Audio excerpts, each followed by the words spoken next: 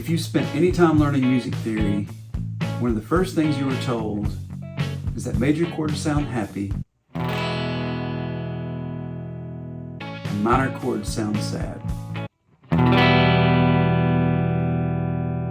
I have to agree, to me, major chords and major progressions sound more positive and uplifting, whereas minor chords sound a little bit more unsettling and could be considered sad. But why? I set out to do some digging to find out why major chords had a reputation for being happy and why minor chords are thought to be sad, and there were some interesting findings. But before we dive in, let's take a minute to discuss the difference between major and minor chords. Okay, here I'm playing an A major chord. And to play that, you play the root, the major third, and the fifth of the major scale, of the A major scale. And so where I'm playing the third is right here. Now, if I want to play an A minor chord, all I have to do is just drop this down one note. So to do that on the chord, I'll just lift up my middle finger, try not to do anything lewd. Now I'm playing A minor. So you have A major and A minor. Now, why do we think major chords sound happy? One explanation is a scientific one involving what is known as the harmonic overtone series.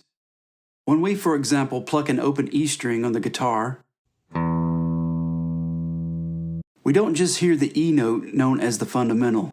We are also hearing other harmonic overtones at the same time, in addition to the octave harmonic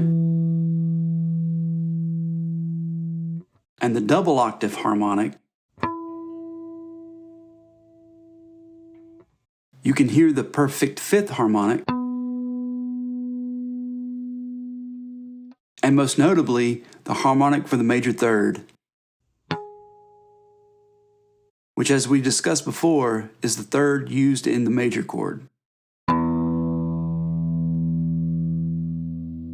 So when we play an E minor chord that includes that open E string, we're actually introducing a little bit of dissonance because we're playing the minor third in the chord, but the overtones in the open string are playing that major third. So it's kind of like we're playing a major third and a minor third at the same time, which can sound a little bit like this. So that can lead you to believe that a minor chord sounds like it's a little bit more unnerving or unsettling. Another possible reason major chords are seen as happy and minor chords as sad is cultural familiarity. In Western culture, many of the songs we love feature major chords, from Twist and Shout by the Beatles to Shake It Off by Taylor Swift. We are very familiar with the sound of major progressions in our musical vocabulary. It is hypothesized that because we are more exposed to major chords in Western culture, we may be more likely to see them as happy. There have been some interesting studies, a couple of which were performed by Dr. Andrew Milne in Papua New Guinea off the coast of Australia and Amanda Ladelma in northwest Pakistan.